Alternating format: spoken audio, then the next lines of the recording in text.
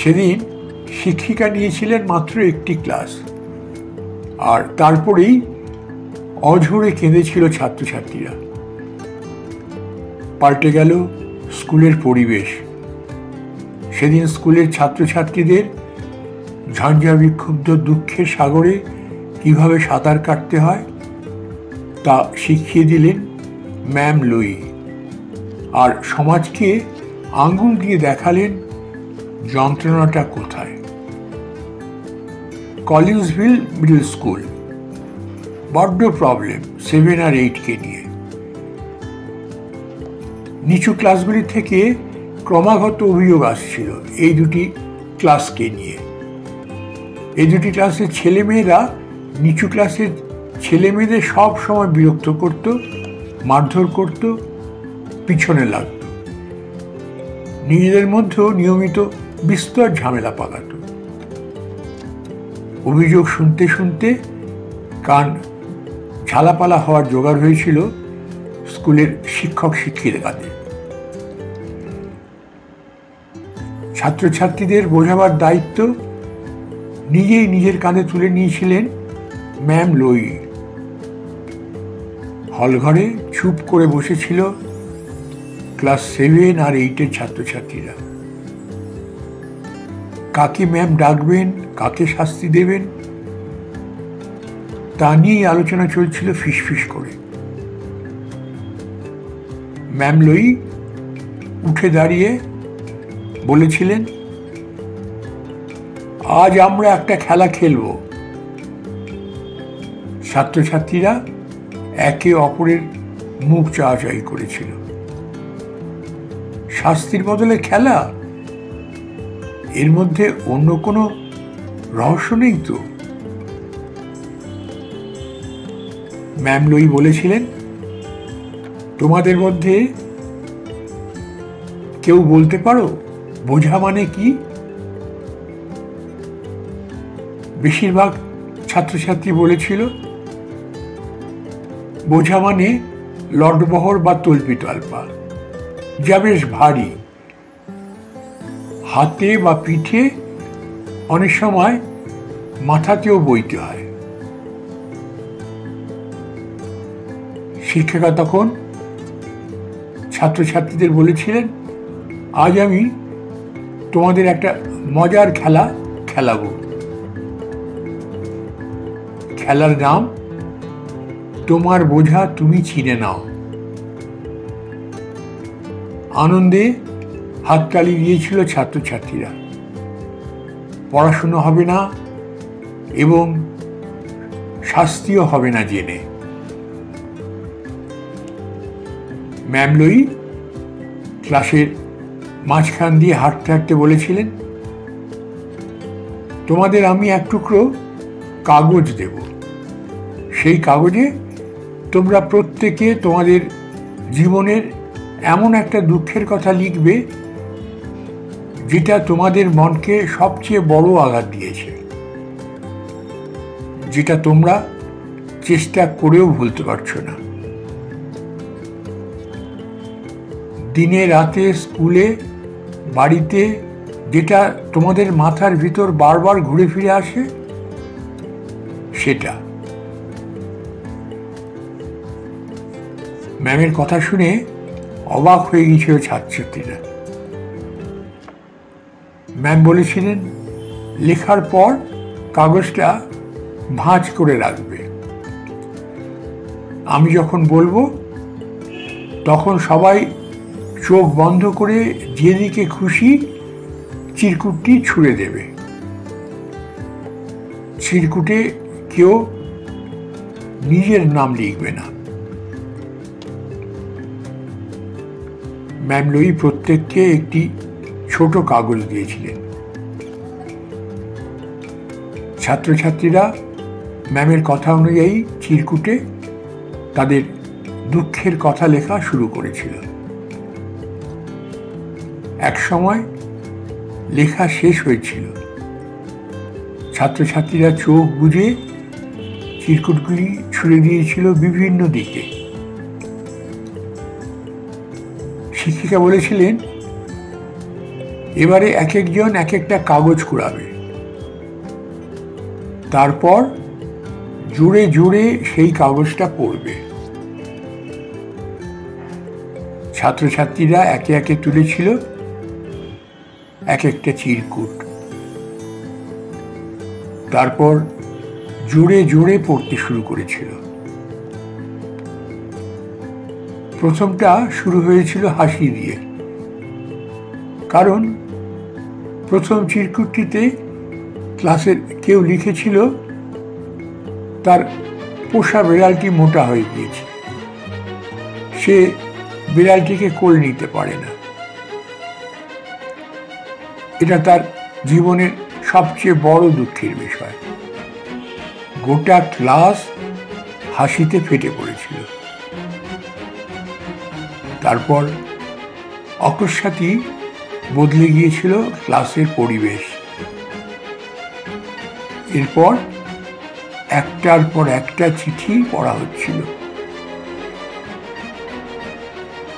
কখন যেন ছাত্রছাত্রীদের মুখের হাসি মিলিয়ে গিয়েছিল। ক্লাস ঘরের বাইরে ছিল ঝলমলে রোদ, কিন্তু ঘরের ভেতরে নেমে এসেছিল নিশ কালো রাত। অপরের চিরকুট পড়তে গিয়ে চোখের জল বাঁধ মানছিল না। ছাত্রছাত্রীদের বুকের ভেতরে জমে থাকা কান্নাগুলো একে একে উঠে আসছিল অক্ষরের রূপ নিয়ে। প্রতিটি চিরকুটে নিজেদের দুঃখকে নিখুঁতভাবে বর্ণনা করেছিল ছাত্রছাত্রীরা। বন্ধুদের চিরকুট পড়তে পড়তে ছাত্রছাত্রীরা নিজেরাই কেঁদে ফেলেছিল, কারণ তারা যেসব চিরকুট তুলেছিল মাটি থেকে, সেগুলি পড়া অত্যন্ত কঠিন ছিল তাদের কাছে। চিরকুটে কেউ লিখেছে তার বাবার জেল হয়েছে, কারো পরিবারে খোলাখুলি ড্রাগ নেওয়া চলে, কারো বাবা তার মাকে ছেড়ে চলে গেছেন, কারো সৎ বাবা রোজ রাতে তার ওপর নিপীড়ন চালান, কারো ওপর নিপীড়ন চালান নিকট আত্মীয় বা স্কুল বাসের ড্রাইভার, কারো ভাইয়ের ক্যান্সার, কারো পোষ্যকে পিটিয়ে মেরে ফেলেছে প্রতিবেশী, কারো বাবা ঘুষ নেন। ম্যাম লুই টেবিলে হাত রেখে দাঁড়িয়েছিলেন, ঠিক যেন পাথরের কোনো মূর্তি। ছাত্রছাত্রীরা চিরকুটগুলি পড়ে যাচ্ছিল। কারো বাবা বা মা অনৈতিক সম্পর্কে জড়িয়ে পড়ায় বাড়িতে নিত্য অশান্তি চলে। কারো বাবা মা সন্তানকে সারাদিনে 1 ঘন্টাও সময় দেন না। কারো বাবা মা নিজেদের মধ্যে অশান্তির জেরে সন্তানকে কথায় কথায় প্রচণ্ড মারেন। কারো বাবা মা কথা বলতে গেলেই রেজাল্ট নিয়ে খোঁটা দেন। কারো বাবা মা সবসময় অন্যের সঙ্গে তার তুলনা করেন। কেউ নিজের চোখে কাউকে খুন হতে দেখেছে, কেউ নিজের চোখে কাউকে দুর্ঘটনায় মারা যেতে দেখেছে, কেউ নিজে ভয়াবহ দুর্ঘটনা থেকে বেঁচে ফিরে এসেছে। কারো বাবা বা মা আত্মহত্যা করেছেন, কারো পরিবারে ভীষণ অভাব, কারো বাবা দেনায় জর্জরিত। একসময় ক্লাসের সব ছাত্রছাত্রী ফুঁপিয়ে ফুঁপিয়ে কাঁদতে শুরু করেছিল। ম্যাম লুই সেদিন ওদের কাঁদতে বাধা দেননি। সবকটি চিরকুট পড়া শেষ হলে কাগজগুলি নিয়ে একটি প্লাস্টিকের ব্যাগে রেখেছিলেন ম্যাম লুই। ব্যাগটি ক্লাসের সামনে তুলে ধরেছিলেন ম্যাম। ম্লান মুখে বলেছিলেন, আমার প্রিয় বন্ধুরা, এটি হলো বোঝা। এটির ভেতর আছে তোমাদের জীবনের সবচেয়ে ভারী বোঝাগুলি। এখানে যতজন বসে আছো ততগুলি যন্ত্রণার বোঝা বহন করছে এই পলিব্যাগটি। এই যন্ত্রণার বোঝা প্রতিনিয়ত মাথায় নিয়ে তোমরা স্কুলে আসো। বিশ্বের সবকটি স্কুলের প্রত্যেক ছাত্রছাত্রী তোমাদের মতো এই বোঝা নিয়ে স্কুলে আসে।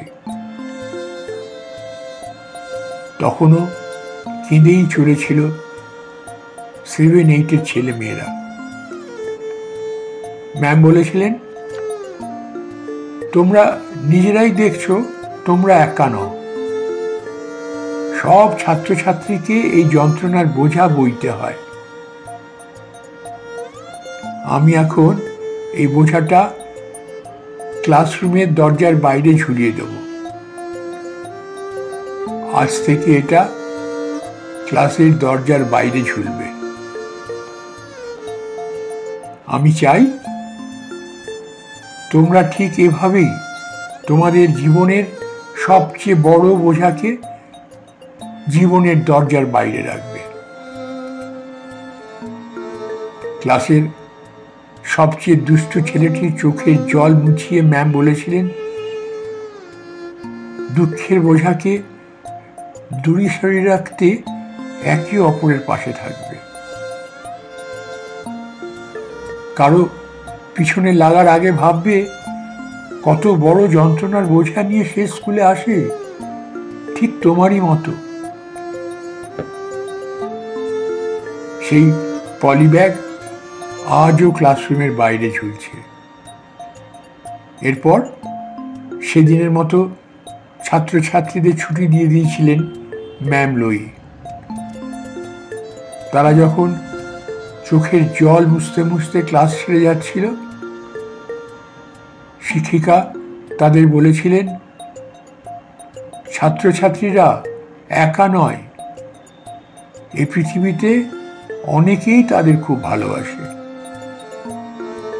তিনি গর্বিত তাদের মতো ছাত্রছাত্রীর শিক্ষক হতে পেরে। ম্যাম বলেছিলেন, তার ফোন খোলা থাকবে ছাত্রছাত্রীদের জন্য।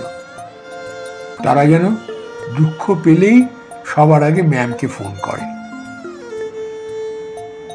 ওই দিন সন্ধ্যাবেলা চিরকুট ভর্তি পলিব্যাগটির ছবি দিয়ে সোশ্যাল মিডিয়ায় একটি পোস্ট করেছিলেন শিক্ষিকা।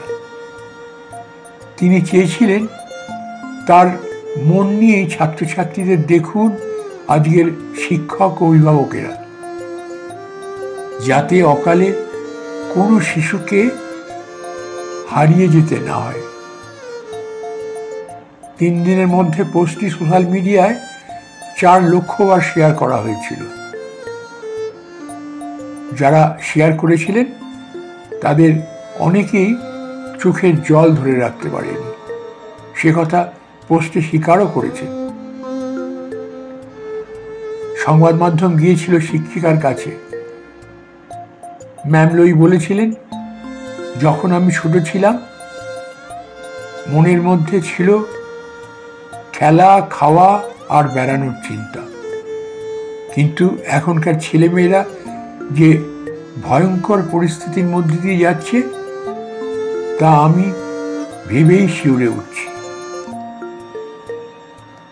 আমরা কি কখনো একটিবারের জন্য জানতে চেষ্টা করি বাচ্চাদের মনের ভিতর কি ঝড় চলে?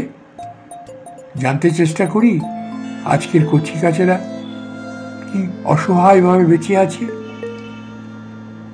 জানতে চেষ্টা করি এত অল্প বয়সেই তারা কত বড় দুঃখের পাহাড় নিয়ে ঘোরাফেরা করছে? তাদের আবেগ শেয়ার করার মতো কোনো জায়গা দিয়েছি কি আমরা? ম্যাম লোই স্কুল কিন্তু সেদিন থেকে শান্ত হয়ে গিয়েছে। ছাত্রছাত্রীরা একেবারে পাল্টে গিয়েছে। ঝগড়াঝাঁটি, পিছনে লাগা পুরোপুরি বন্ধ হয়ে গিয়েছে।